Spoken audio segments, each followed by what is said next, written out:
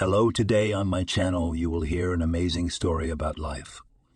I hope you enjoy this story. This one struck me to the core.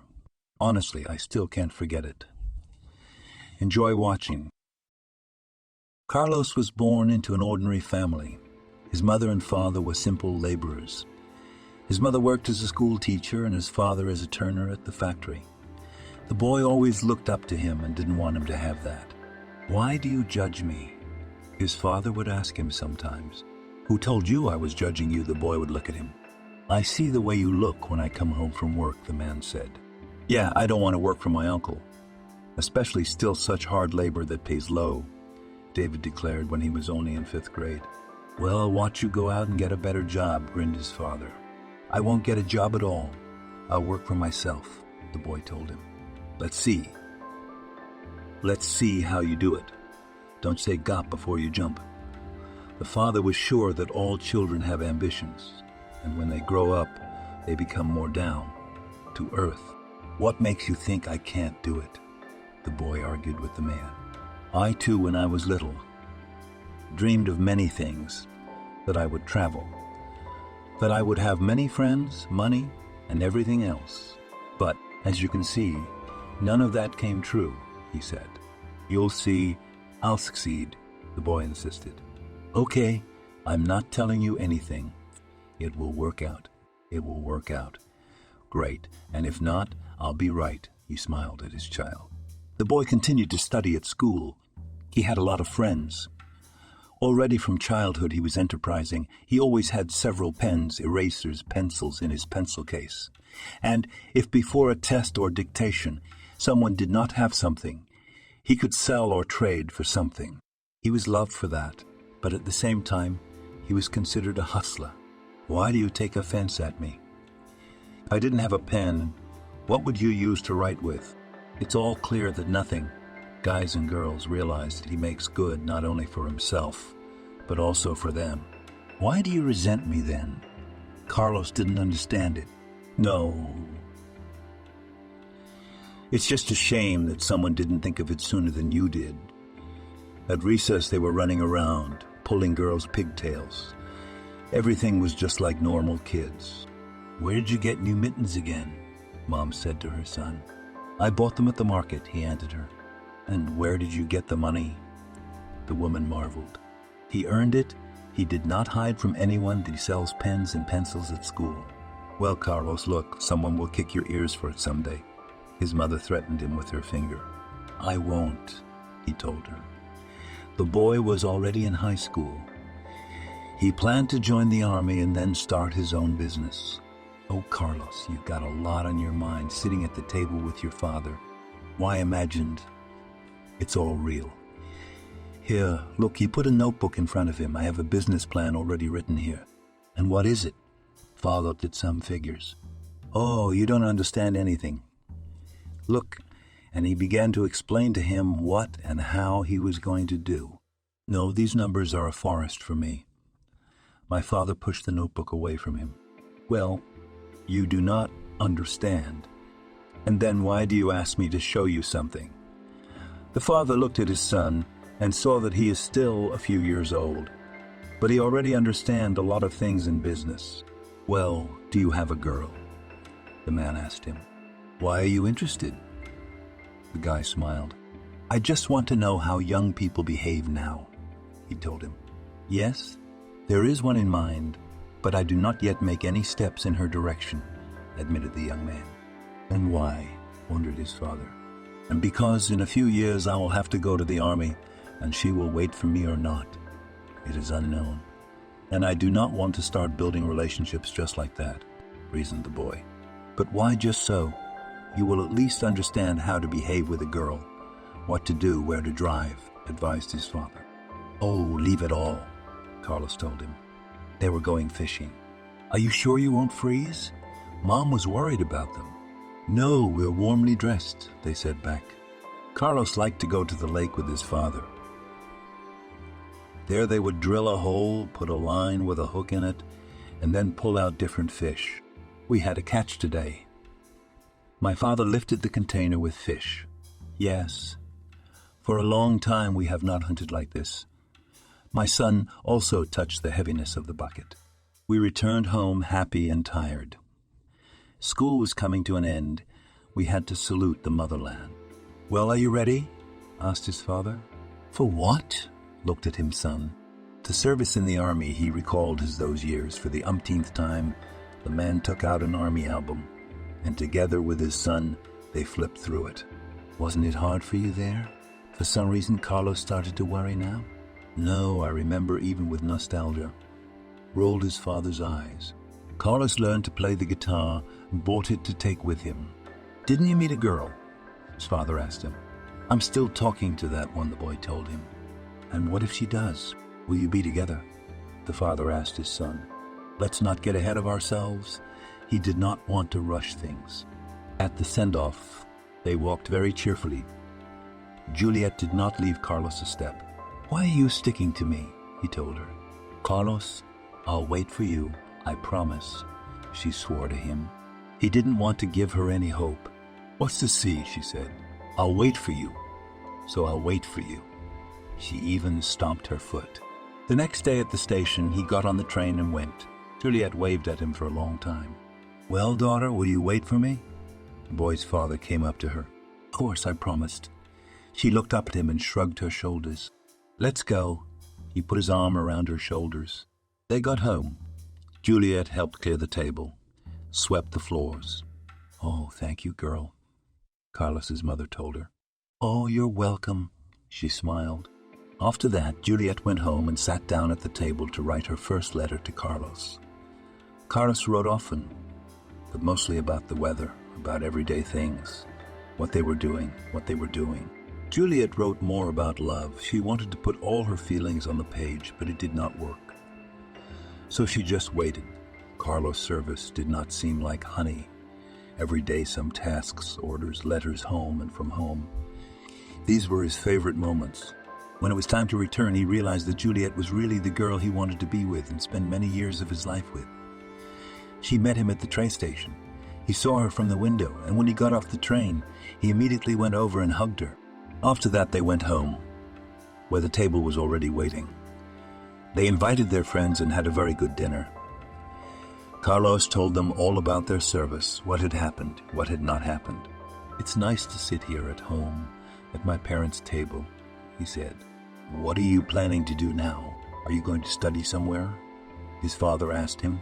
"Most likely I will go, but not full-time, but by correspondence," the son told them. "And what will you do yourself?" was the interest of those present at the table. "And myself, I will take out my old notebook, where I showed you my business plan, and begin to work quietly." Carlos frankly with his father. "I see. What about Juliet?" Carlos was curious. "And what Juliet, she is studying, preparing to become a specialist in administration," he told him. "Well, wow," Dad even whistled.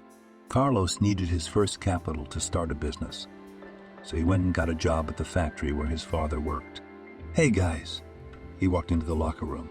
"Hey, if you're not kidding," they shook hands. "How's it going in here?" Carlos asked them. "It's like everywhere else. Normal. Some days good, some days bad, some days easy, some days hard," they told him.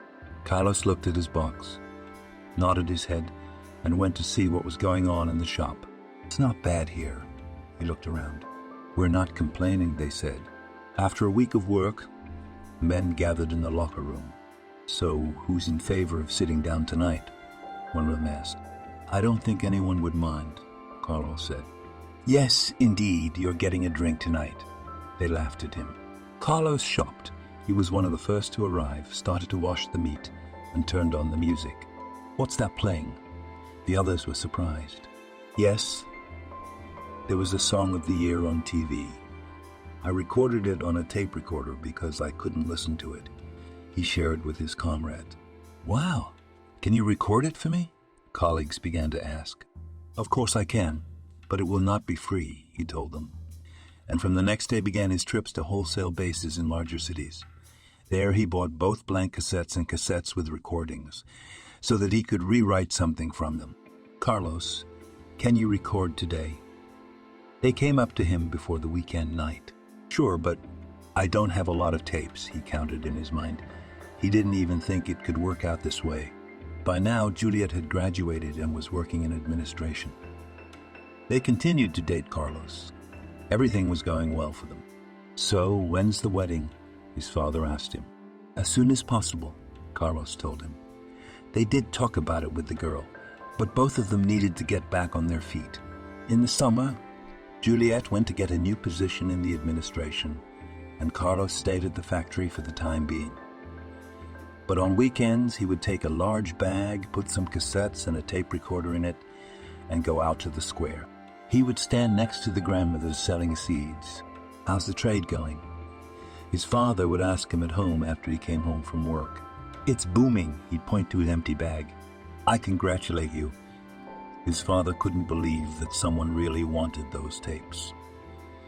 But the son went on. He distributed them all at the factory, sold them in the square on weekends, and by the end of the year, he told everyone that he was leaving the factory because he had bought a stall.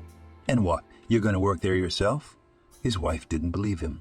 Why not? He didn't understand her. She laughed, but Carlos didn't see anything funny.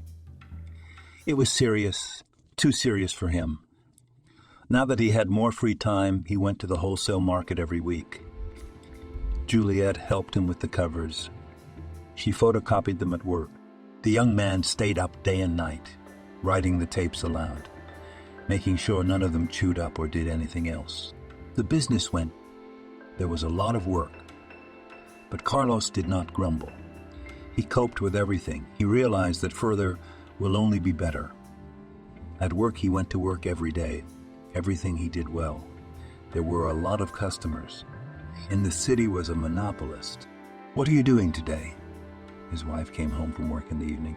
Carlos was sitting at the table with a bottle of brandy and some snacks. I'm celebrating my success, he said.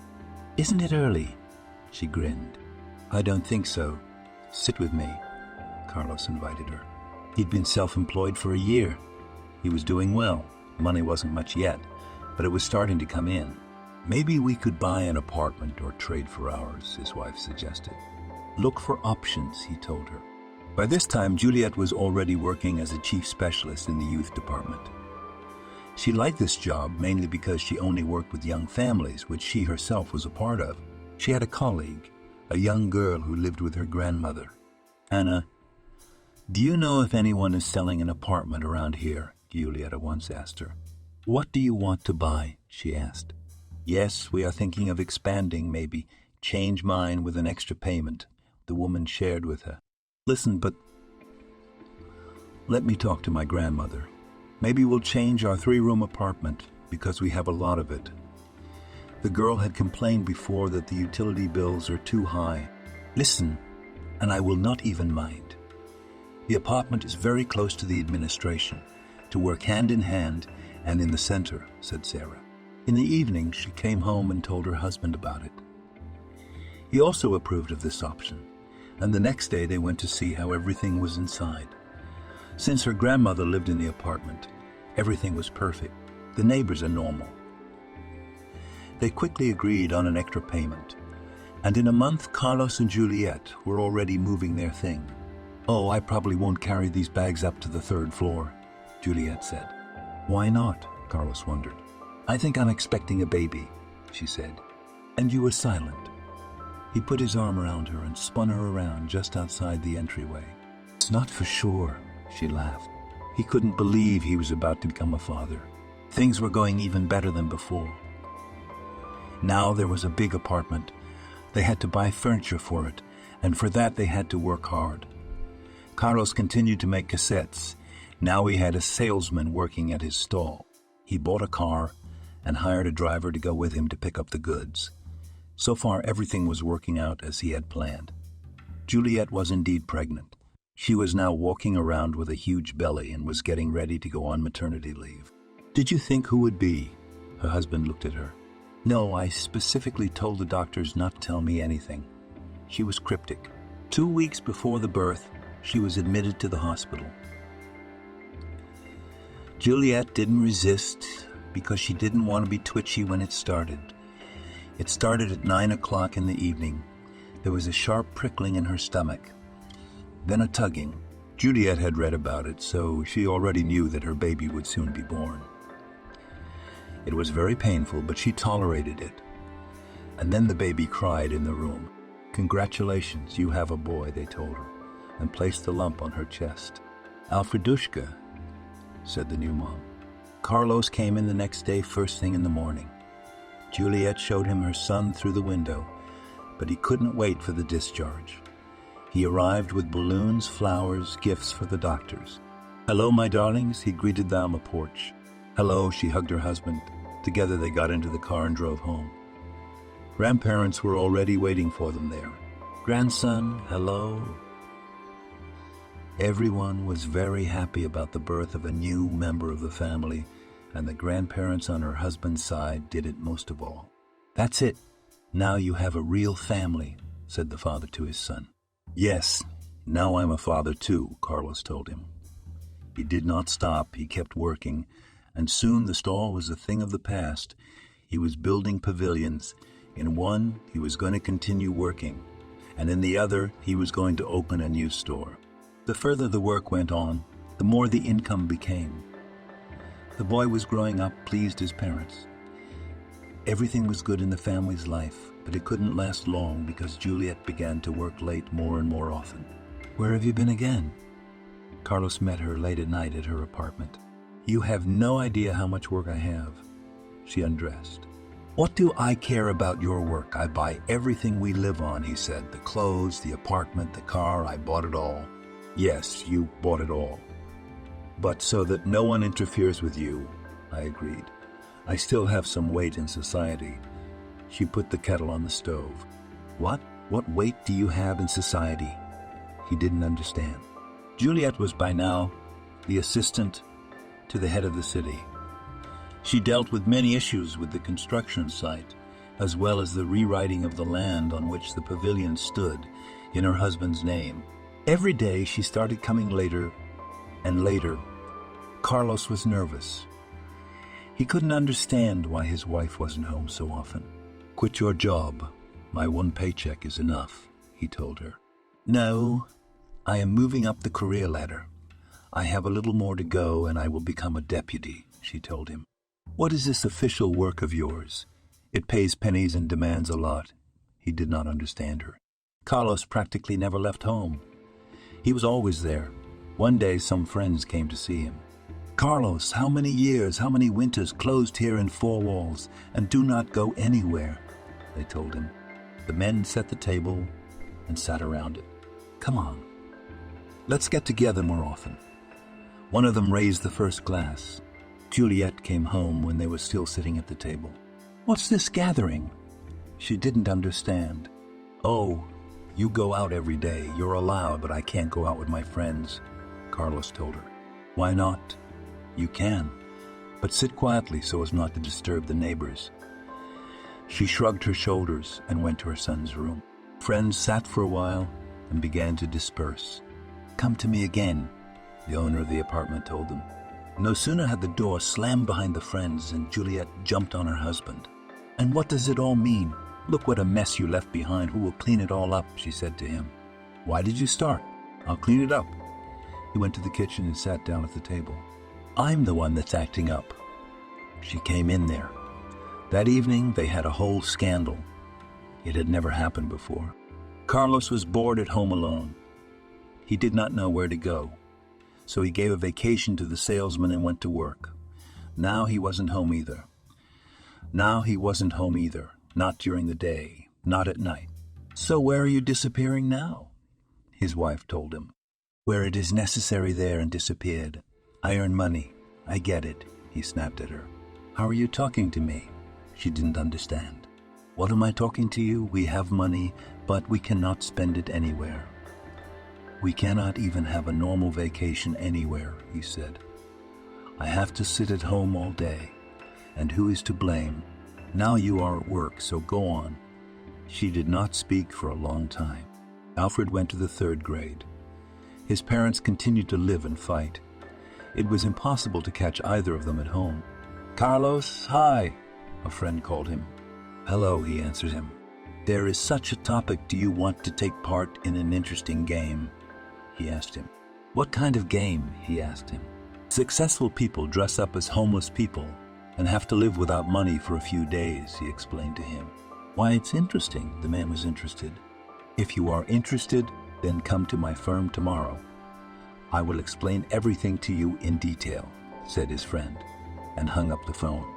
Carlos did not tell anyone anything. He wanted to wait until tomorrow and then see how it would be. Juliet, I have to go away for a few days. Don't lose me, he told his wife. Where else do you have to go? Your work is not connected with business trips. She was surprised. I'll explain everything to you later, he told her. It was exciting. He went to bed. The next day he waited till evening and went to his friend's place where he had invited him. Hey, he walked into his office. Oh, Carlos, hi.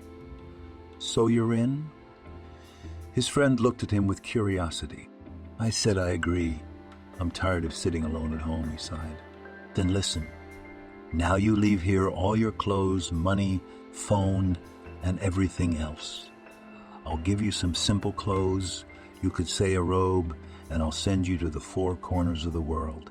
You'll be in town with no money, no phone, no everything. You'll have to find a man to help you, and then, if you want, you can thank him. He explained the rules to him. So what if I can't do it? He backed up. If you fail, call me from somewhere or come and we'll put everything back the way it was, his friend told him. There was no problem with that. Carlos liked the idea so much, he changed his clothes, emptied out everything he had in his pockets. His friend drove him to another neighborhood and left him there. He was confused at first, but after half an hour he pulled himself together and went to one of the cafes there. Man, come out, said the guard at the entrance. It's so cold outside. Can I warm myself? Are you not a human being? Carlos realized he had a homeless look. I told you to get out of this cafe and go to some diner. The guard shook her head. Okay, excuse me. Carlos walked out and headed where the guard showed him. Excuse me, hello. Can I ask you for some tea, but I don't have any money, he said to the diner clerk. Yes, of course, he replied, and made him tea in a plastic cup. Thank you very much. Carlos took it and went to the table. Here, have some more. He handed him some pastries. Thank you. I'll never forget you. She looked at him with eyes as if he hadn't eaten in 3 days, which was half true because there wasn't a crumb in his mouth this morning. Hey, buddy, you got a problem. A man with the same look as him. You're in trouble yourself, he laughed back. Come with me, the man called out to him. I'll finish my food and we'll go. Carlos burned himself, but he drank his tea. After that, he and his new acquaintance left the diner and headed deep into the neighborhood. Where are we going? Carlos asked the man. We'll get warm, he promised. They came to an abandoned heating main, and the new acquaintance rummaged around behind the pipes and pulled out a small bottle. What is it? Carlos didn't understand. Sugarf, Roger told him in a low voice. They unsealed the bottle and took a sip straight from the throat. Carlos shuddered. Is it strong? But it'll warm you right up, his new acquaintance told him. They sat like that until nightfall. And now they had to find a place to sleep, so Roger took him to one of the houses. There they went down into the cellar and slept on the pipes. In the morning, they had to find something to eat, and that's what they did. How'd you get like that? Carlos was wondering how people like that get down. I had a normal job, a family, a kid, a wife, everything, and then one day I blew it all. I just had one drink with my friends. Then my wife kicked me out of the house. I thought I could do it all, so I got to this life, he sighed. And how did you do? I was pretty much the same. I had everything. I didn't appreciate anything. Carlos imagined it as if it were real, and he was scared. By evening, they said goodbye, and he drove back to his friend. So, did you like it? He wondered. I did. It was so romantic, he told him. Carlos changed his clothes again and went home. You, what do you smell? Juliet recoiled from him. I played a little game that an old acquaintance of mine gave me, he admitted to her. What kind of game? She didn't understand. I'll tell you later. He didn't want to tell her. Carlos went to the bathroom, took a shower, came out, went into the kitchen. Wife, what are we having for dinner tonight? He was hungry as a hungry wolf. Carlos ate. He immediately felt better. He didn't know why, but he really liked this game. He was ready to play it again. But now he was already playing the game himself. He would change his clothes and go to some unfamiliar neighborhood. No one would recognize him in the clothes he was wearing, and it amused him. His wife never figured it out, and Carlos never told her. "Where are you all the time?" She'd tell him. "I work," he'd just tell her. "What kind of work do you have that stinks? Your clothes don't wash," she told him. "Leave it to the machine," Carlos said, even though he had long thought that after each walk he should throw them away. Now every day he changed into some old clothes that he had specially ordered on websites, stained them, and went for a walk. On the street he met all sorts of people, had a drink with them, talked about life. "So, how are things going there?" Carlos asked his old acquaintance. "Everything's fine," he waved his hand at him. "Are the dogs growing?" Last time he told him that the bitch where he works had gotten pregnant. "Of course they're growing. 2 are dead and 6 are left. Do you need a dog by any chance?" Bernard asked. "No," Carlos answered him. "I don't need a dog." He smiled to himself, wondering what his wife would think if he came home with a dog. So every day he walked around the city, not touching anyone, trying to get warm somewhere to eat. It was even interesting. It was like he was still playing a game. Juliette was building her career. She had already managed to work as the head of a kindergarten, and then she was put in charge of another one. And then she was promoted to deputy head. "Are you happy now that your dream has come true?" Carlos asked her one day. Of course, what a leap up the career ladder. She made big eyes. "Say, but if you were approached by a homeless person, would you help him?" My husband wondered. Why such questions? She did not understand. "Just so," decided to ask, he looked at her point. Blank. "I do not know, depending on what question would be addressed." She shrugged her shoulders. "Well, I'd ask for food or money," he suggested. "I don't know, but you'd help." She turned the tables on him. "I think I would." He averted his eyes. "I see you've been hanging out with them a lot," she told him, revealing that she knew a lot about him. Bernard, whom he now met almost every day, invited him to a party. "I didn't know homeless people had holidays too." Carlos was surprised. "Do you still have any change by any chance?" His new friend asked him. Carlos took some money with him so that he wouldn't starve like last time.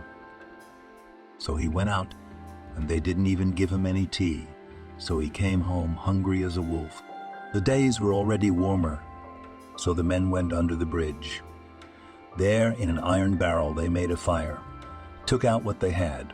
Carlos bought sausages, bread, and a bottle of vodka. "Oh, wow, we're living today." Rubbed hands with those who were with him today. "A little bit of money," he said. "So, who has anything else?" They asked each other, but no one else had anything except small bottles of vodka from the drugstore. As they talked, Carlos didn't notice how drunk he was getting. He was almost out of his mind. It was getting late, and he felt his feet were freezing. "Hey, get up!" He heard someone slapping his cheeks. "Uh-huh," he mumbled. After that, he was loaded into some car, taken somewhere, and then he found himself in the police station. He was thrown on a hard bench, and Carlos was still awake for a long time. When he woke up, it was daytime outside. So either he'd been in the dumpster all night or he'd slept here. "Hey, warden," he called out to the man in the uniform. "Sit there and shut up," he snapped at him. "Look, I'm entitled to one call. Let me call, and they'll come get me right away." "Pay you whatever you want," Carlos said, tongue lolling. "What do you think you are? Millionaire."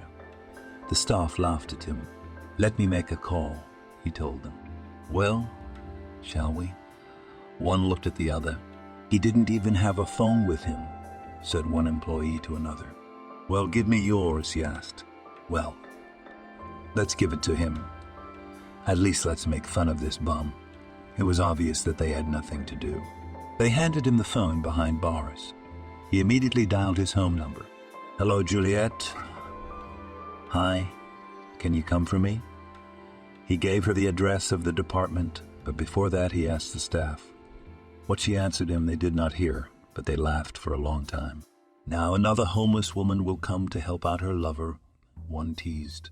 How dare you insult my wife? She works in the administration, Carlos said. Aha, and I am the Pope, laughed even harder young people. She'll come and you'll see for yourself, he told them. What an ambitious homeless man we got, the staff said among themselves. An hour passed, 2, 3, but no one came. So where's your Juliet? Is she still coming? They were still laughing at him. She's coming, and you'll be amazed at who my wife is, Carlos told them.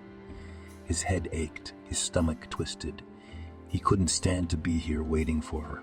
The door slammed, a woman entered the room. Hello, I need to pick up my husband, she said. The duty officer looked at her and could not believe his eyes. In front of him stood the first deputy mayor. Are you sure your husband is here? He asked her. He recently called me and dictated this address. She pressed her lips. She could not stand and wait. Okay, go this way. He showed her the direction.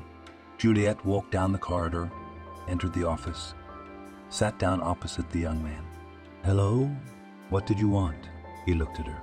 I came to pick up my husband. He called me 3 hours ago. She repeated to him again. Probably you are mistaken.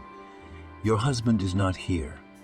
There is only some homeless man whom we picked up on the street at night, drunk and barefoot, he told her. Can I see him? She asked. Yes, of course. The employee was very surprised. They walked over to where Carlos was. Juliet saw him, stood with her arms at her sides. What do you call this? She asked.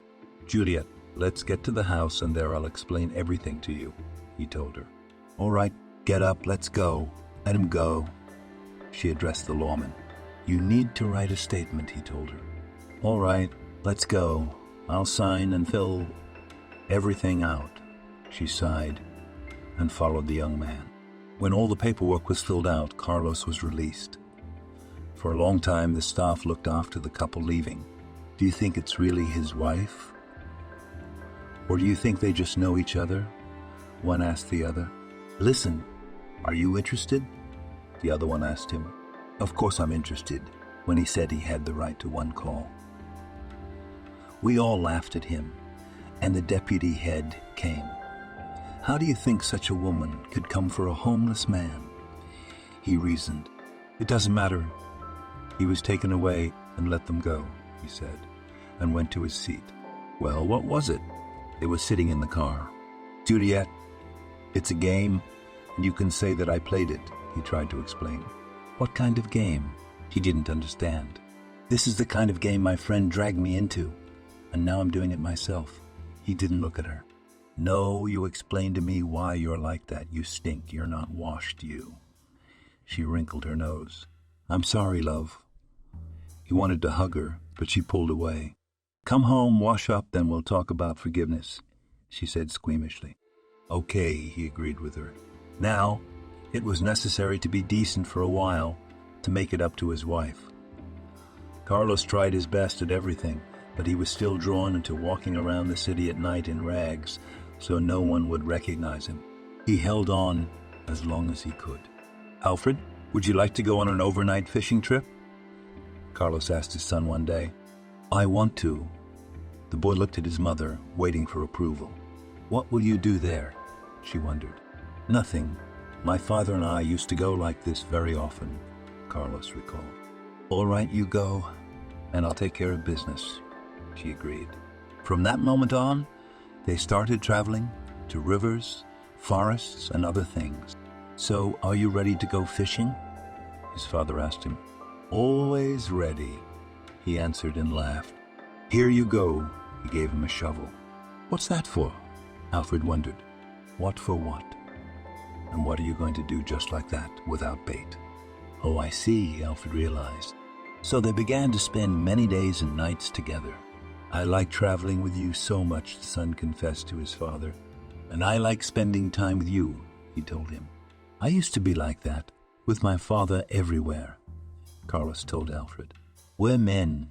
He was having fun. Do you want me to put you in my business? Carlos asked. Sure, he'd been thinking about it for a long time.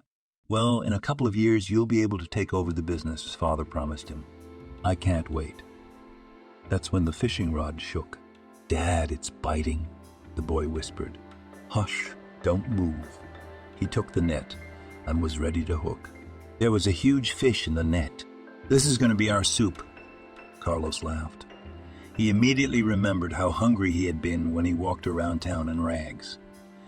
He could use this fish then. The tent was standing. The fire was burning, and all that was left was to pour water into the pot and hang it over the fire. Well, are you ready to peel potatoes? Father asked. Of course. Alfred took a knife and started peeling potatoes. Oh, this is going to make a shitza, Carlos said, anticipating the tasting. Yes, Alfred echoed him. Next time we'll go to the woods and we'll have pear cakes, his father told him. We will, his son agreed. They would return home happy and with a catch. Juliet was not at home. It is not known where she was. Carlos dropped everything. He decided to take care of his son. He did everything with him, helped him with his homework, took him camping. He was always at the store with him. Son, if your mom and I get a divorce, will you stay with me or with her? His father asked him. What if you do? The boy looked at him with surprised eyes. No one knows what will happen next. Carlos was sure of it. I can't answer that question for you right now, but it's likely that I'll stay with you. He didn't look at him. Okay, we'll talk about it later, Carlos agreed with him. Juliet came home from work very late. She wasn't expecting it, but her husband was waiting for her in the kitchen. Why aren't you asleep? She wondered. I'm waiting for you. He looked up at her with tired eyes. Well, here I am. I came. She sat down in the chair opposite him. Where have you been? He asked her, looking his wife straight in the eyes. At work. Juliet sighed, while not looking at Carlos. I don't believe it. He shook his head. And believe me, you have no idea how much work I have. She got up to make herself some tea. I guess you and I are going to get a divorce, he said quietly. What? She asked it so loudly that Carlos even flinched. Why, you and I hardly see each other. We are each at our own jobs, he told her. What are you talking about? You and I have a child together. Juliet was startled. So what? He's with me all the time. Carlos had excuses for everything. Then I'm suing, the woman said. Fine, then I'll countersue. Carlos agreed with her. Do what you want. But you're a simple businessman, and I'm practically a government official. So I don't know which side the law will be on. Juliet stood up from the table. She was sure that the child would be left with her because, first of all, children are not often left with their fathers, and secondly, all the rights are on her side. All right. Think of it this way, he smiled. The very next day, Juliet went to court to file for divorce, division of property, and who the child would stay with. Carlos did the same thing. They were told the hearing would be within a month. Dad, like I said, I want to stay with you. Alfred came to him and sat down next to him. I would like that too, but now it all depends on what the court decides, he told him. I hope he will consider my opinion, hoped the boy. You will definitely be asked, his father was sure of it. The trial took place 3 weeks later. Carlos' side was heard first, followed by Juliet. And now I invite the boy himself. Alfred came out and stood behind the podium. Tell me, who did you want to stay with? The judge asked him. I would like to stay with my father, but I feel sorry for my mother too. He looked at her. At that moment, the woman cried. So you still have to make a decision, the judge insisted. So, I stay with the father. Juliet sat and could not believe her ears. She thought that her connections and everything else would help her to keep the child. And Carlos sat there thinking that his money would help keep the baby with him. And now, when he heard Alfred say he wanted to stay with his father, it was like a balm to his soul. 3 of them went home together. I think I'm expecting a child again, she said. And you're sure it's mine? He looked at her. Of course, I had no one else but you in work, the woman told him. Why did we go for this divorce then? He didn't understand. I thought you wouldn't go all the way. She wouldn't look him in the eye. "Are we going to have a baby?" he asked her. "Yes, I would like this child," Alfred, at this point, heard the conversation between Mom and Dad and was glad to himself that they were not splitting up. The family arrived home. Everything seemed to be the same as before, only Juliet was constantly unwell. Carlos was by her side all the time. She was home more and more often because she was having a hard time. "Who would have thought that we would have to get a divorce and divide the property to get things going again?" Carlos laughed. They continued to live together, but things weren't the same anymore. "You know, you're like my best friend now," Juliet told him. "No, best friends don't give birth to children," he answered her, laughing. Carlos decided to go back to the old games again. His son was getting older and he wanted to share with him. "Alfred, do you want to play a game with me?" he asked him one day. "What kind of game?" The boy was interested. "We put on all kinds of rags. Leave all the things at home, as well as money. Go to the streets of the city. We need to survive at least 2 days and not starve to death," he told him the rules. "What kind of game is this?" He didn't understand. "You'll see. You'll like it," his father said. By this time, Juliet was in the hospital. She didn't know what Carlos was up to. They were back on the city streets. The man took the boy where he knew he was going. It was summer outside. His old acquaintances were under the bridge. "Oh, what people and no guards," they greeted him. "Yes, you played a good joke on me last time. You remember the last time they had celebrated here. Come on, don't mind. Things happen in life," they laughed. Alfred looked at all this. He didn't like it much. "Dad, why don't we go home?" he told him. "Come on, it's just beginning," Carlos said. They saw that those who were already here had fun fairs again. The fun began. "Carlos, don't be shy," Bernard told him, and Carlos relaxed as much as he could. While Juliet was lying in state, father and son managed to get out on the streets of the city 3 times. Thanking his friends today, Carlos put the money and everything else in his pockets. He also took his cell phone with him. Juliet was due back in the morning, so he didn't want to upset her. "Hi." They met at the train station with some friends. Wow, what a dandy. They were surprised to see their old acquaintance. "It's okay, I'll buy you a drink tonight." He showed them the money. They got on the train. The man wanted to take them out of town for a civilized walk. "Now we will come. You will see how good everything is there," the master of life told his friends. They arrived at a small house that Carlos had rented. They made themselves comfortable there. The friends, who had never seen such a thing, immediately scattered to the corners. "I invite you to the table," Carlos shouted to them. All gathered around the table. It was fun and heartwarming. "I want to raise my glass to you," Carlos said the first toast. "And we to you." They looked at him and didn't understand why he was driving them around. Juliet was at home. She asked her son where his father was. "Do you know what games he plays?" Alfred looked at her. "No." She stared at the boy. "He disguises himself as a homeless person and then walks under the bridge with others like him," Alfred told her. "Here we go again," she sighed. Today he took money and a phone from home to celebrate and thank his friends. Her son kept telling her, "God, this has happened before, and I had to bail him out. And now I don't even know." She waved her hands. "Have to bail him out?" Alfred became concerned. "We should call him," she said, and picked up the phone, but it was disconnected.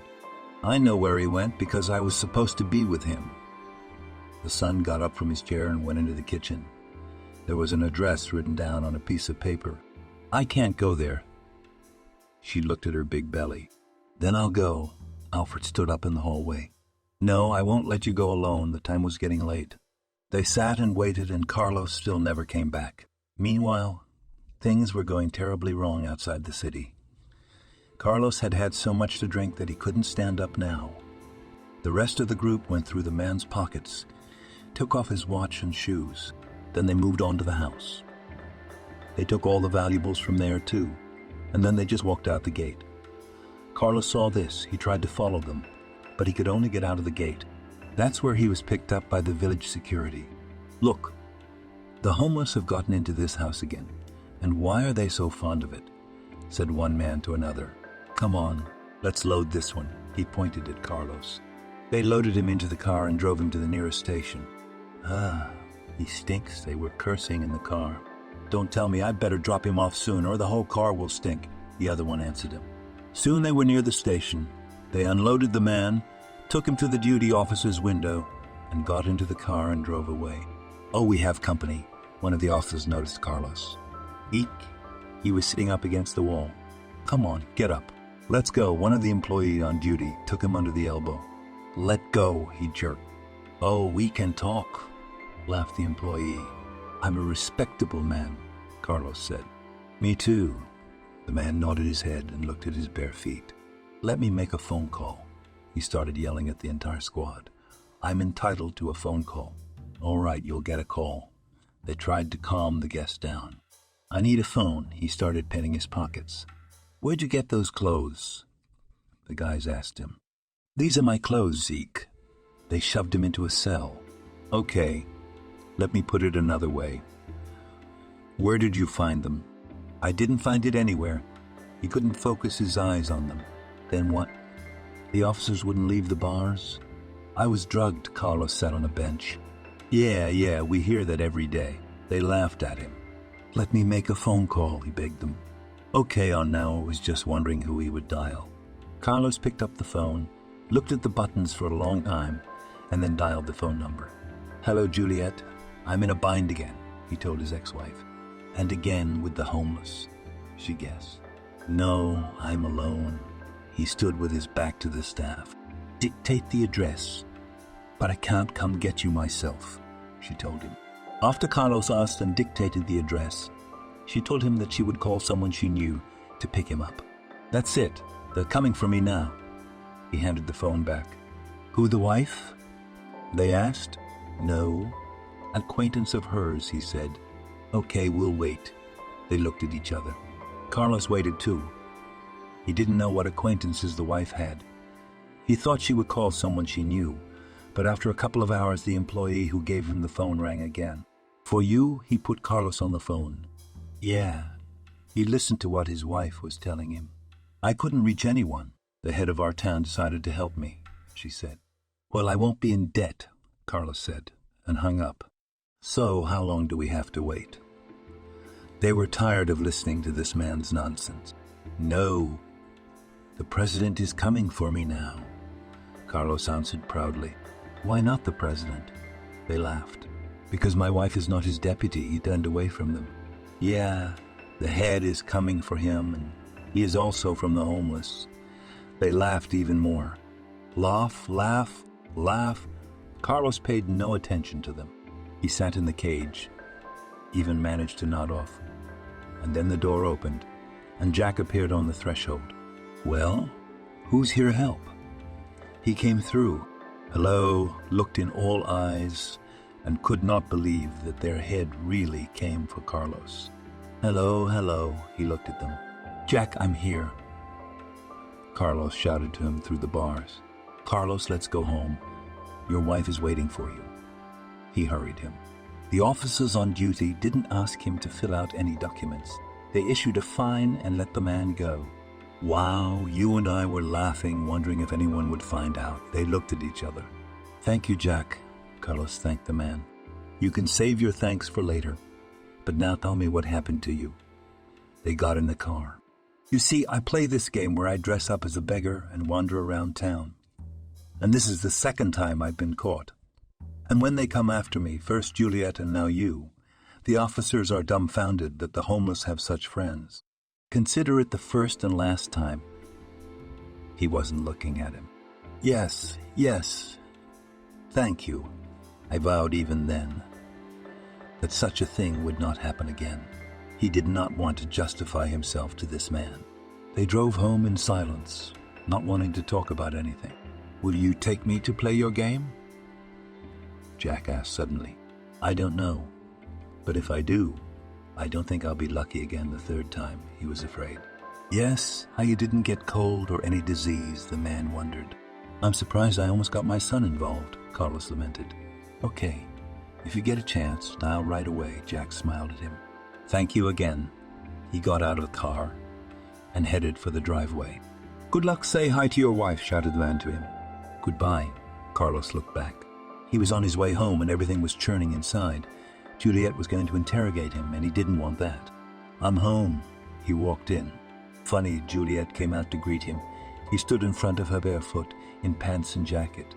I'm sorry, he wanted to hug her, but she deflected from him. For what? She looked at her ex-husband. For everything. Let's get married again. He waited for her answer. Don't you have enough adventure in your life? She grinned. Yes, that's why I make them up for myself. He laughed too. Is that why you invented divorce? She guessed. Perhaps. The man took a step toward her again. I'm going to have a baby soon. She touched her stomach. Here, we'll get married before that happens. They were still standing in the hallway. Alfred heard all this and was happy for Mom and Dad. He crossed his fingers that Mom would say yes. Okay, I promise to think about it tonight, she promised him. Thank you now. I'm going to the bathroom. He walked past her and closed himself in the bathroom. He stayed in there for an hour or so, trying to wash himself properly. After that, he went out. Everyone in the apartment was asleep. He lay down next to Juliet, even though they'd slept separately before. What are you doing? She turned to him. Just decided it was time to reunite, he hugged her. Okay, I agree. She allowed it. When's the wedding? He smiled. I don't know, as soon as so soon, she said. Alfred would be pleased. Father knew that for sure. Yes, why they had to get divorced. Juliet didn't understand. Carlos didn't understand it either. The next day, Carlos and Juliet went to the registry office, filed an application, and were given a date in 2 weeks. They decided to do just a signing so that there would be a document. Juliet bought herself a light, colored maternity dress. She was happy again. Do you agree? The receptionist said. Of course, the groom looked at Juliet with loving eyes. And you, bride, was looking at her now. Yes, she was smiling through her teeth. In the presence of witnesses, your marriage is registered. At which point, the only witness, in the person of Alfred, clapped his hands. And now, young ones, congratulate each other with a kiss. Carlos and Juliet kissed each other. I am so happy that you are together again. Alfred hugged them. Son, they hugged him too. After that, they went to a restaurant together to celebrate the event. And there Juliet became ill and was hospitalized. Darling, we'll come tomorrow, Carlos told her. I'll be waiting. She wrinkled her nose in pain. But no visitors were needed for tomorrow because during the night Juliet went into premature labor. Ah, screamed the mummy. To be patient, sweetheart, the midwife told her. I can't, Juliet wrinkled her nose. But you have to. She stroked her and made her breathe. By morning, a very weak baby was born and immediately taken to a special ward. What will you call him so we can call him by his name? They asked the mother. Jervis, she had thought of the name a long time ago. Fine, they left. And when Juliet was able to get up on her own, she too was escorted to where her baby was now. He was small, covered in tubes, but she was told that the boy, though born prematurely, was strong. My little one, she touched his hands.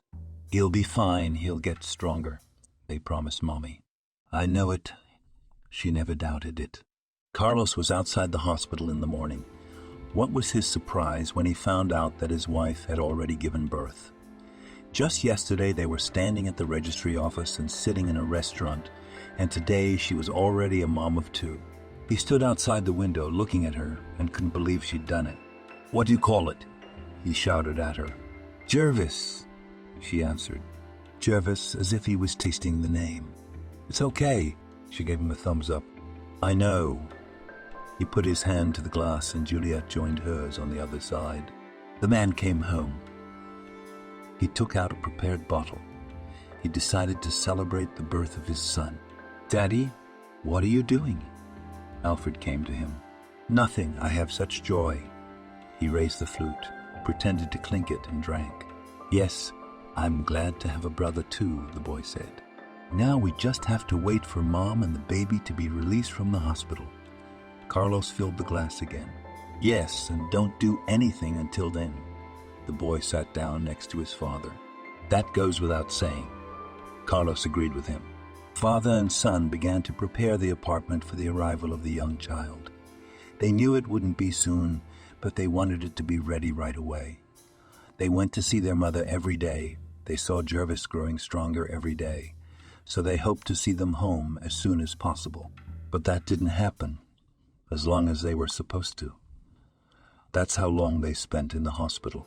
"We're being discharged tomorrow," Juliet told her husband through the glass. "I'm so happy about it." He really realized how much he missed his wife and son, though he had never seen or held the latter. But he still felt that he had him and missed him. After his wife said that, Carlos went to pick up Alfred, and they went to the store to choose a stroller. "Let's look at this one," Carlos suggested, a blue stroller with white polka dots. "No, he doesn't need polka dots. Let's look at this one, pure blue or brown," the child suggested. "Look, do you think your mom will like it?" His father touched the inside. "I think she would like it," Alfred answered. He would drive one himself. Carlos told the sales assistant that they needed this stroller and paid for it. After that, they bought a crib, changing table, dresser for the baby, and went home to collect everything. And the next day, they bought balloons, flowers, and candy, and went to meet his beloved wife and young son. "Congratulations, Daddy." They handed him an envelope with a baby in it. "Thank you. This is for you." Handed him flowers. Candy was also presented. After that, the parents and children got in the car and drove home. "Oh, Carlos, how you have organized everything here." Juliet looked at all of this. She admired every little thing. "Juliet, I'm sorry for everything," he hugged her. "What's gotten into you?" She looked at him and smiled. "Everything is fine. While you were in the hospital, I thought over everything. How I behaved, my behavior, and decided that now everything will be different."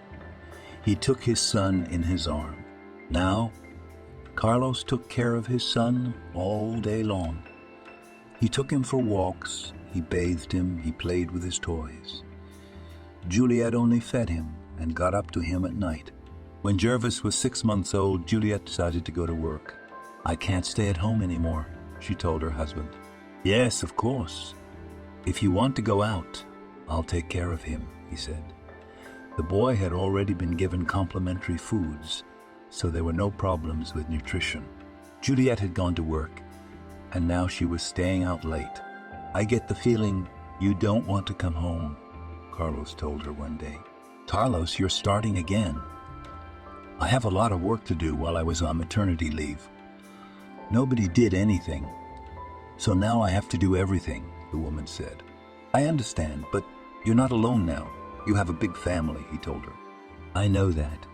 She lowered her eyes. Carlos spent more and more time alone with the children. He made sure Alfred and Jervis had everything. If the older son helped in any way, the younger son was just a distraction. "Juliet, I want us to spend this weekend together as a family," Carlos once told his wife. "I can't. I have work," she only answered. "If I had known it would be like this, I would never have let you leave the maternity leave so early," he lamented. "What's wrong with it?" She didn't understand. "Everything dislikes that you don't spend time with your family, but only with your work," he resented. "It's work, and there's nothing you can do about it," she answered him. Always the same way. Jervis had to go to kindergarten, and Carlos took him there too. That's where he met Selena. "Hi, are you Jervis, Daddy?" she asked him that day. Yeah, had he done something wrong? Carlos was concerned. "No, I just want to tell you that you have a wonderful boy." She walked next to him from kindergarten.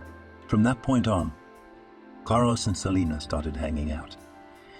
It turned out that they lived in the same neighborhood. So now they were walking the kids together, taking them to the garden, and bringing them back from the garden. "Where do you disappear in the evenings with the baby?" Juliet was curious. She had been coming home early from work for several days, and her husband was not at home. "I'm ashamed to admit it, but I met another woman," he told her then. "What, and you're telling me this out in the open?" She glared at him. "How was I supposed to tell you about it? hide it. He didn't understand. I don't know. Tears came to the woman's eyes. Alfred had already finished the 9th grade. After that he was going to enter, and for that he had to go to another city. You won't see your son. Don't even dream about it, Juliet said about the younger one. What are you talking about? Again began the quarrel between husband and wife. That's what I'm saying. I was with him all this time. Why should I give him to you? They argued for hours. Stop arguing. Better talk about your relationship and find out. Alfred approached them. And you, even though you're an adult, you're still a little boy, his father told him. Yes, but I love you both, I think, as well as Jervis. So I have the right to give advice, said the older son in response to this remark. Carlos left his wife for a couple of days. He rented an apartment. He needed to think things over. He had been seeing Selena all these days. The two of them were good together. Are we going to be together? She asked him. I think so. But first we have to settle the issue with Juliet and the sons, he told her seriously. Do you think I want your children? She looked at him with big eyes. What are you saying? I will not leave my children. He was shocked by such words, Sveta. She saw that he from birth with the boys together, and now will not be able to leave them. That's what I'm saying. I have my own children to raise, she parried. Why should I raise your children and you say that about mine? He didn't understand. That's it. The conversation is over.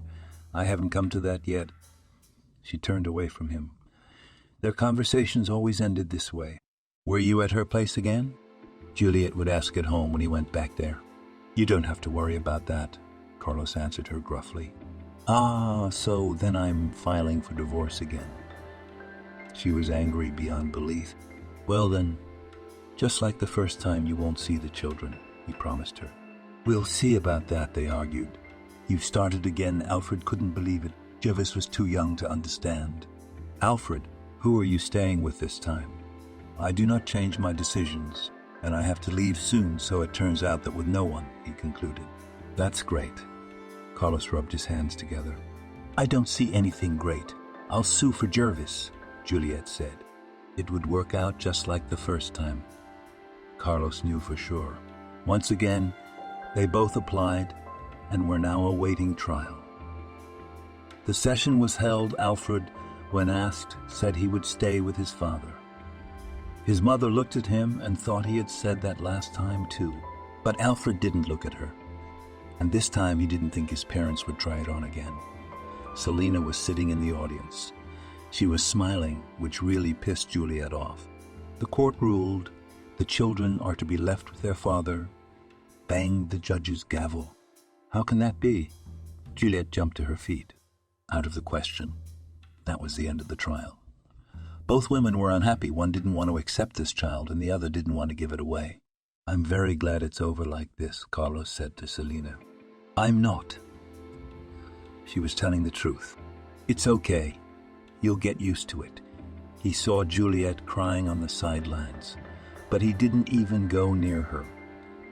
She was the first to start this war. Good. She was willing to do anything as long as the man was with her. We'll have to move, he told her. I'll do anything, she confirmed his thoughts. Then let's start dealing with the sale of the apartment, he decreed everything. They contacted a realtor who helped them in buying and selling apartments.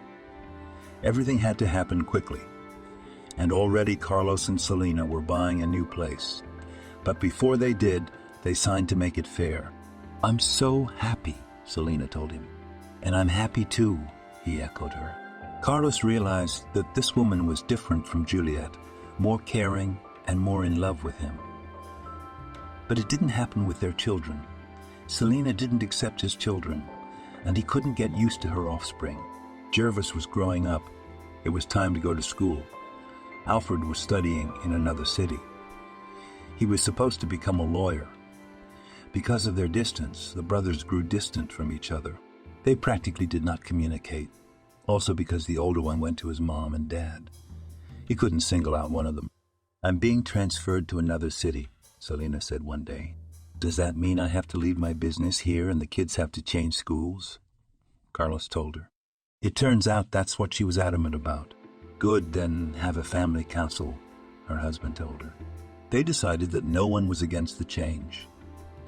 And a few weeks later, the apartment was put up for sale. With the help of the same realtor, they managed to sell and buy an apartment in the city where Selena was transferred. No one regretted anything. Only Carlos was uncomfortable now. He traveled to that city every week to do audits or deliver goods.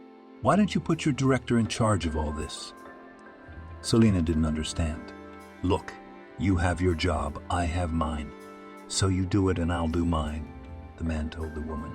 The children were growing up. The parents were not getting any younger. Jervis was already in the 5th grade. And Alfred by this time had already graduated from the institute and went to undergo an internship in a law firm. He was doing well. His mentors praised him. He had a dream to defend the poor and those who cannot afford to hire an expensive lawyer. Many twisted his finger at the temple, telling him that it was not profitable at all, but Alfred did not listen to anyone. He was a frequent visitor to his father's house, but he did not forget about his mother. He came to see both him and her. Jervis, get ready, you're late for school, Selena told the boy. I know it myself, he put on his sneakers. Don't be rude, she yelled at him. Back off. He couldn't listen to her admonishment. All right, I'm off. But don't you ever talk to me again. She never got used to the boy. The only time Jervis was happy was when his older brother came to visit. Then they'd go out, socialize. The younger one could share anything with the older one. Does she hurt you? Alfred asked him. Not physically, but morally. The boy was silent. Don't be patient, answer, he advised him. All right, nodded the younger brother. So they could talk for hours, walking on the street. Why, come back more often, Jervis asked. I try, but I can't always make it, Alfred answered. They were apart for a week or two. During this time, his younger brother was very ill. But the worst started when he was in high school. Selena, I don't feel well, Carlos called out to her. What's wrong? She came running into the room. I don't know. He was lying on the floor. Get up, she begged him. I can't. He only moved his eyes. Now, she tried to lift him herself, but he was so heavy she couldn't even lift him. Selena called an ambulance. They came quickly, loaded Carlos on a stretcher, and took him to the hospital. Doctor, what's wrong with him? Selena came to get him. He's having a stroke. He needs surgery and then care, he told the woman. This is bad. She immediately thought of the children and the business. The surgery was scheduled for a day later. Selena wasn't promised anything good afterward.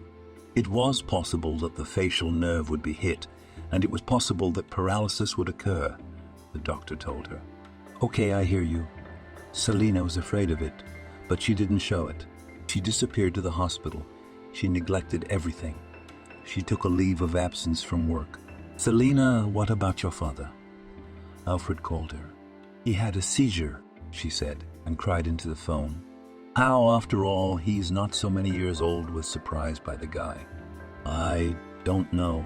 I found him already at home on the floor, she said. Okay, as soon as I can, I'll come right away, said the guy. I'll be waiting. Any help was good for now. And then Alfred called to say that his mother had also gone to the hospital with a seizure. Some kind of attack, Selena said. By now, Carlos had already had surgery, just as the doctor had said. He was paralyzed on one side. Now he couldn't walk or talk, and they brought him home lying down. Jervis was in 9th grade at the time. Since your father can't do anything on his own anymore, you'll have to do everything on your own, his stepmother told him. What do you mean by that? He didn't understand. That you should go to the orphanage. She was sure of her words. What are you saying? It's my father, and we share the apartment too. Jervis started to defend himself. I don't know anything after your father is gone. He doesn't have any wills, so I'm the first heiress and you are afterward. She was unapproachable. Okay, you'll regret it, he promised her, and packed up his own things and left the house. The guy was proud. He didn't want to ask anyone for help. Hi, he dialed Alfred's brother's number. Jervis, I don't have time for this yet. He answered him and hung up. Okay, the guy took offense to that too. Alfred called him back later, but he didn't answer him himself. He didn't want to humiliate and distract him. Jervis didn't wait for Selina to call, or worse, to take him to an orphanage or boarding school. He went there himself. "Hello," he said as he entered the gate. "Who are you here to see?" they asked him. And then Jervis told what had happened to his father and that he had made the decision to come here on his own. "Well, come on in." The teacher was surprised at the boy's courage. He settled in the room he was shown. Now he had a roof over his head, fed, taught. But all this did not last long. "Why did you leave home?" Selina texted him. "'Cause of you," he answered her just once. And at home, it was like nothing you could wish on an enemy. Carlos was lying down. He kept looking at the door to Jervis's room and mooing. "What are you mooing for? He's not there? He's out of the house?" his wife told him. "Mom," he mooed harder. That was the end of the conversation. She didn't want to talk to him anymore. "Mom, why don't you put him in some kind of hospital?" the children asked her. She wagged her finger at them because she realized that Carlos understood everything. And Alfred, at this moment, was taking care of his mother, who was as sick as his father, and he was also providing the store with food and things to sell. He realized he needed to call back, or better yet, drive over to his brother's house, but he couldn't do it. "Jervis, call me," he texted him, but got nothing in return. They hadn't spoken in months, which made it even harder. "Mommy, I have to go away," Alfred told her. "Okay," she said on an exhale. She felt just as bad, but better than her father. But Alfred never managed to leave one thing or another. So he stayed here. He was planning to go tomorrow or the day after tomorrow, but he had something to do, and everything broke down. He could not tear himself between it all. Work, mother, and he met a girl. Now there was no time at all, not even to call his brother. "What are you looking at me for?" Selina said to her husband. And he just looked at her and said nothing, because he couldn't.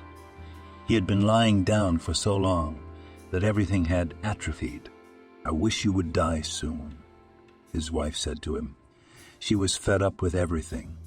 The children had left to study, and now she was alone with her husband at home. She had to feed him and clean up after him. Jervis had finished 11 grades. He was going to be an auto mechanic. He decided that a long time ago, but the first thing he got was a summons to the army. He decided not to invite anyone and not to tell anyone about it. He just sat with the guys he met at the orphanage. The next day he went to the train station. A guy got into the Air Force, which was good. "Hi," approached him one of the guys when he arrived at the training center. "Hi," he gave him his hand. "Let's be friends." "My name's David," he said. "Mine's Jervis," he nodded at him. From then on, they started sticking together everywhere. The service went easily. The guys even liked it here. Time flew by quickly. Everything was almost the same as in the orphanage, except for outfits, exercises, and other things. "How did you get to the orphanage?" Carlos asked him. "It's a sad story. I don't want to remember it," he said. "All right, I won't bore you," he agreed. They were together all the time, almost never parted. When it was time to go back, they agreed to meet in a few months. Jervis went back to his town and got into the school he wanted to go to. "You're smart," his teacher said. "Thank you," he wanted to visit his father so badly, but he didn't want to meet Selina. He went to school, and then he got an internship at a car dealership. "Come work for us after your studies," one of the foremen told him after his internship. Sure, he would have asked if he hadn't been called. The boy continued his apprenticeship. He still didn't know what happened to his father, mother, and brother. He had seen Alfred's picture in the papers a couple of times, and they said he was a great lawyer and helped the poor. Only to hire him, you had to have connections or know the guy well. Jervis was happy for him. After graduation, Jervis went where he was called. Since his parents were alive, he didn't get an apartment, so the guy was left with nothing. He'd never go back to Selina. "And where is your registration?" they asked him when he got a job. "I have a temporary one," he lied. "Where is it?" The air girl was waiting for him to answer. "I don't know." He shrugged his shoulders. "Then we can't accept you," she said regretfully. Okay, he stood up and walked towards the exit. Why didn't you stay? Asked him the same foreman who'd invited him before. I don't have a residence permit, he said honestly. Will you come to my team? I'll take you on a contract. He asked him. Can I do that? He wasn't sure. Of course, at your own risk, said the master. Then I'll go. He nodded his head. From that moment, they started working together. Where did you take that to? Jervis asked John when he saw that he had a bag full of spare parts, not tools. Quiet, he put his finger to his lips. Working here, not stealing. It's no respect for yourself. Okay, the guy thought. That's just the way it is around here. After he saved up some money, he was able to buy himself an old car. And then he started carrying parts to build a good car out of the hull. So one day, the most senior boss came to them. Everyone gathered didn't know what the occasion was, but they guessed. So we've got a rat, or rather, Nesun, said the chief. And we even know who it is. All eyes were on Jervis. You sure it's you? The man was surprised. What are you doing to me? He tried to get out of it.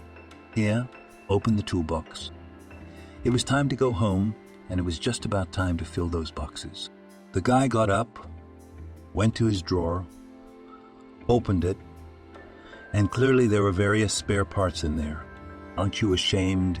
We hired you without documents, and you do this to us, the supervisor was telling him. Again, Jervis was ashamed. He was ready to fall onto the ground. Shamed, he tilted his head. All right, I'm calling the police so the others don't get hurt.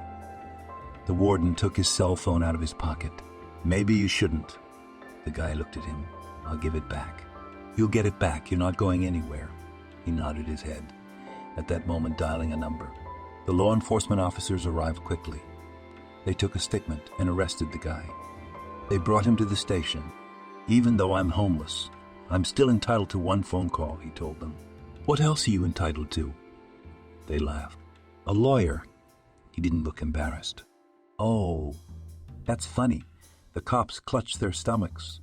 Are you going to let me make the call or not? He waited.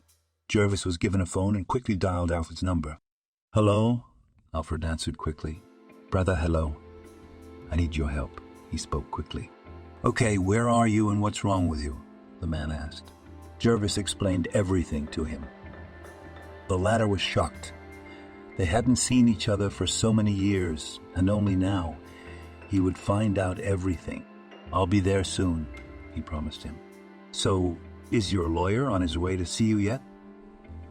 The policemen were still laughing. Yes, replied the guy calmly. Good. Then we wait. They sat down and watched the entrance. Alfred was still gone. It was understandable. He had to put all his business aside and come to another city. He's definitely coming. Jervis saw the disbelief in the policemen's faces. Aha! Suddenly the wizard will come in a blue helicopter. They began to sing a well-known song. At that moment the doors opened and Alfred entered the room. The policemen immediately got up from their seats. They recognized him, how many homeless people he had already helped. There was no counting. I'm taking him into custody, he said, pulling out some documents and putting them on the table. Good, but there's a report on him, the officers explained. We'll sort it out, Alfred said. They left the department building together, got into Alfred's car. Why didn't you call earlier? He asked his brother. I called, you didn't answer, Jervis said calmly. But I called back so many times afterward, the older man wanted to cry. Apparently, at that moment, I had no time, said the brother.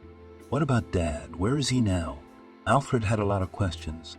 I don't know. I haven't seen him in years, Jervis admitted. All right, let's go to them. Alfred started the car. They arrived at a familiar house, got out of the car, entered the entrance. What are you doing? Alfred didn't understand why Jervis had stopped. I do not want to see her. She broke my whole life, he said honestly. Why didn't you call? Sighed Alfred. I told you before I called. You didn't answer, that's all. And with those words, they rang the doorbell. Who?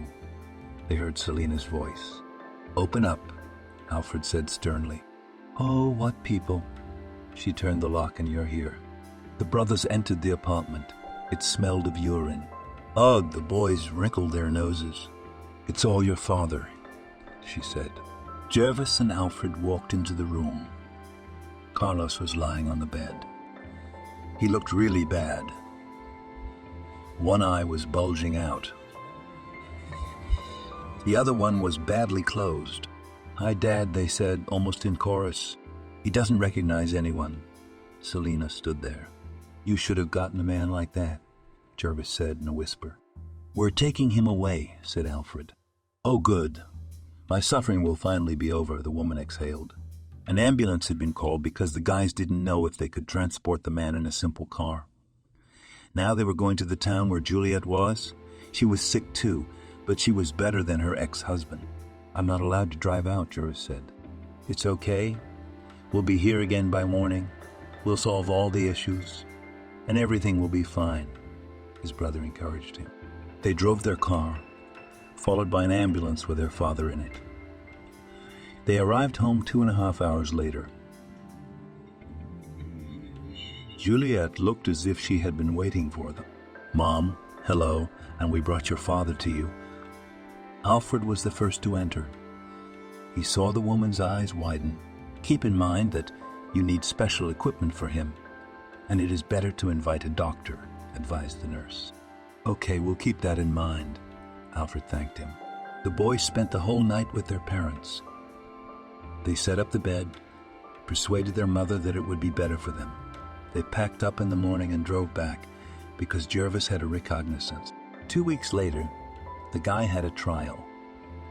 Naturally, Alfred was ready for it, so he had no trouble winning the case. Jervis was released in the courtroom and all charges were dropped. Now, what did I tell you? They were coming out of the courtroom. The same policemen who were there the night Alfred came to see Jervis were standing on the way out. They couldn't understand how an ordinary homeless man could call up such a tough lawyer. They didn't realize it was his own brother. "All right, now go home. We have to sue Selena," the younger brother asked the older one. "We'll definitely do that, and we'll get Dad on his feet, and he'll take care of it. And now we have to get you a residence permit," Alfred said knowledgeably. "Yes," Jervis agreed with him. They drove back to their town, and there they quickly took the house book and gave the registration papers to the boy. After that, they invited the doctor, who said he would come every day and give Carlos a massage. It was good to know that he didn't say no. Juliet could slowly move around the apartment. She took care of her ex-husband a little. In the meantime, Alfred took over his father's stores. There was no one to bring goods to them and no time, so they vacated the pavilions and rented them out. Good thing they were in the center of town. Things seemed to be getting better, Jervis told his brother. "We should have just reconnected," he hugged him. "Yeah," he agreed. Jervis had vacated his father's garage and opened a tire shop there, and in a short time he had a lot of customers. He had a lot of customers. He had money now, and he could afford a lot of things. He and Alfred went after his parents together, spared nothing for them. Dad was slowly getting better. And what did I tell you that it was Fetka did not look after him and did not go? And now look at him. Soon he will start talking. Alfred was happy for his father. "Yes," Jervis agreed with his brother. He worked hard, so he had both clients and finances. "Are you doing all right?" His brother often asked him. He was kicking himself now for leaving him with Selena and going away. He should have taken him back to his mother. It wouldn't be like this now. "Yeah, better than okay," Jervis smiled. He had recently met a girl at a concert, and now he wanted to introduce her to Alfred. "I see you got an apartment." They sat and talked with his brother. "Yes, I'm with a girl now. We need our own nest," Ars said. "It's all clear with you. Will you introduce me?" Alfred laughed. Of course, he wanted to do it himself. "I'll take mine, you take yours, and we'll go to a restaurant together." Alfred winked at his brother. "Good. Then we'll do it all this weekend." They were happy that they were together again, and everything was going well. They shook hands and went their separate ways. Now they often met at their parents' house. Their father was getting better, and their mother was getting better too. The brothers talked to each other every day now. On the weekend they, as agreed, took their girls to get acquainted in a restaurant. Catherine, Alfred's girlfriend, extended her hand. Victoria, the Jervis lady, introduced herself. "Nice to meet you," Catherine smiled. "Nice to meet you too," Victoria confirmed. They sat and chatted together. "Why, can we have a wedding on the same day?" asked his brother. "Why not?" he smiled. "Girls, how about it? And we agree we won't have to spend so much money." Victoria was practical. Indeed, Catherine agreed with her. On that and agreed, but only with the date was not determined, but it could be done later. The next day, the young people, all four of them, went to apply to the registry office. "I can't wait for this very happy day to come," said one of the girls. "And me too." They became best friends. Now Catherine and Victoria were everywhere together. They chose the menu, restaurant, dresses. And the guys were only happy for them because they were not distracted from their work. "How good. We found them each other," Alfred said and laughed. "Yes, Catherine has a friend now. And Victoria too," Jervis clarified. The boys' parents could both sit up already. The mother was even talking a little, but the father was only mooing so far. "Why haven't we dealt with Selena yet? And she's still the father's wife. God forbid something happens to him. She'll get everything. And that's not fair," Jervis reasoned. "Yes, it should be done, but for that, it is necessary for the father to learn to speak." Alfred shook his head. They had set the wedding date for late summer. Now it was only March, so there was still time. "I'm so happy," each of the girls said to her chosen one. They echoed them. And even if everything in life was not as they wanted, but now everything was very good. The guys were working, earning a good income. There was also good money from renting out the pavilions, so the families were not poor. Alfred had started a court case about his father and Selena's divorce proceedings. And as much as the woman was against it, he wouldn't stop at anything. "How dare you meddle in my life?" the woman yelled at him. "Believe me, this is our life too. And once you got into it," Alfred answered her, "I won't give you anything." She was very angry. "And no one will ask you. Everything will be decided by the court," with a little. The guy did not show her the tongue. "I'll give you." She didn't know what else to say. "Try it." The brothers laughed at her. "What do you think? I'm weak," she yelled. "Whatever." Jervis and Alfred were positively giddy. Once they'd made up their minds to take away all rights to property that didn't belong to her, so they did. The divorce took place, with Selena getting nothing of what belonged to her father. She screamed at the guys out of desperation. There was nothing she could do, and the kids couldn't help her. And Jervis and Alfred went back to their town and never thought of that woman again. "Mommy, Daddy, can't we go outside for a walk?" the children asked Juliet and Carlos. They looked at them. Juliet could already move around on her own, but Carlos was only in a wheelchair.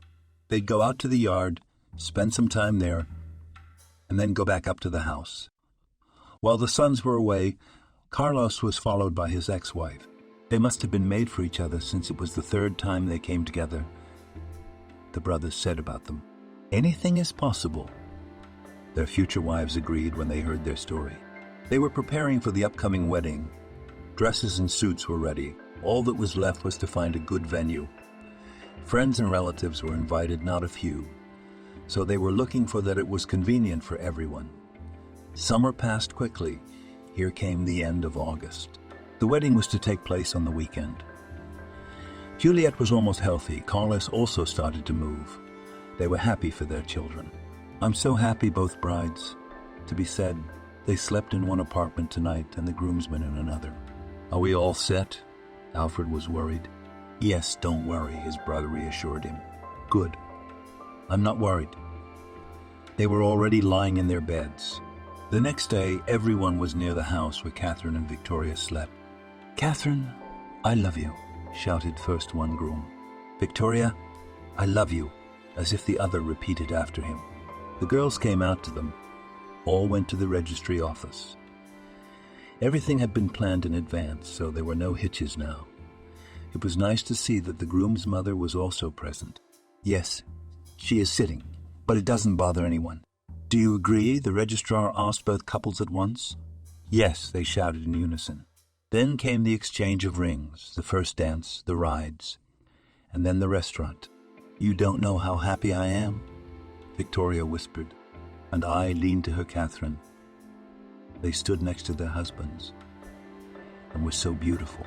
When the congratulations began, the first to come out were Catherine's parents, then Victoria's, and after them, Juliet and Carlos. He sat in the stroller and looked at the young ones. My children, I congratulate you, said the mother of the grooms, a little inaudible. Nodded the father. Thank you for being here today. A stingy male tear ran down his face. Thank you for everything, Juliet told them, and she cried too.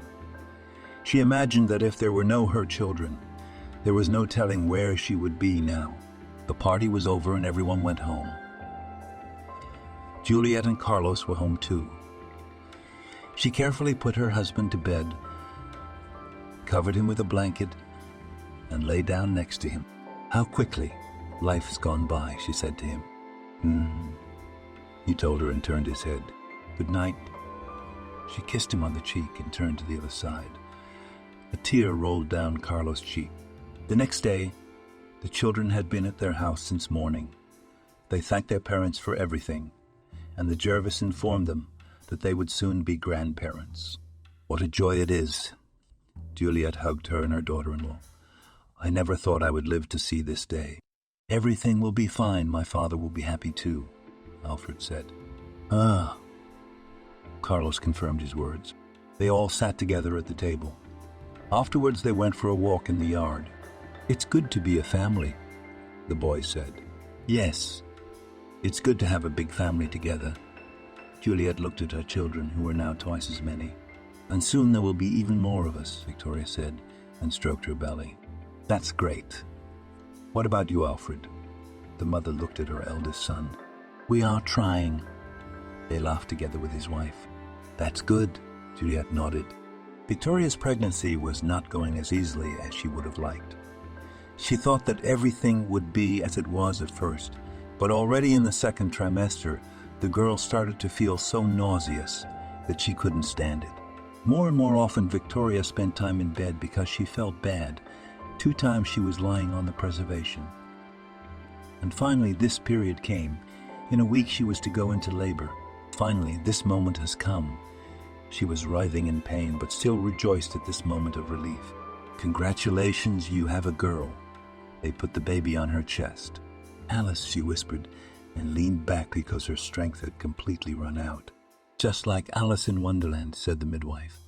Yes, and it is, said the girl, without opening her eyes. Had the father been told? The woman asked. Not yet. I can't reach the phone, she said. Here, take it because they are already worried. She gave it to her. Thank you. Victoria dialed Jervis' number. Hi, my love. Your daughter Alice was born, she told him. At that moment, the girl was taken away. I congratulate you and thank you, love, he cried. Why are you crying? She didn't understand. From happiness, he couldn't help himself. Victoria heard Alfred and Catherine congratulating her, and also someone else whispering, My parents are here too, he told her. Good, tell them hello, and I need to call mine. She hung up. Victoria dialed another number to tell her mom that she had become a grandmother. Daughter, I congratulate you. Maybe I should come over to help you with the baby, she suggested. No, I think we can manage. She stopped her. Okay, but when you need to, you be sure to call. She did not bother the one who had just become a mom anymore. After that call, Victoria was moved to a ward where other young moms were lying. Now she had a lot to learn. Jervis had been under the windows of the maternity hospital from morning till evening, until his wife and daughter were discharged. Congratulations, he told her again. Thank you. They were all together again, which couldn't have been more gratifying. Today they went to Jervis's parents' apartment, stayed there for a while, and then headed back to their place. Surprisingly, Carlos spent almost the entire time with the girl on his lap.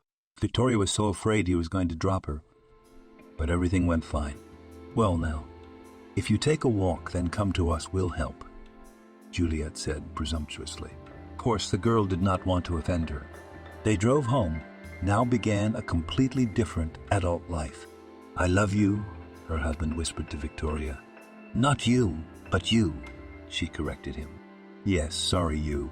He stroked the bundle that was in his wife's hands. "That's it. It's your turn now," Victoria told Catherine. "Yes, we can only wait," nodded her friend. Now the men disappeared at work and the girls were at home with little Alice. "Do you think it will stick?" Catherine asked her friend about folk omens. "I think that, yes," laughed Dad in response. They walked together with a stroller.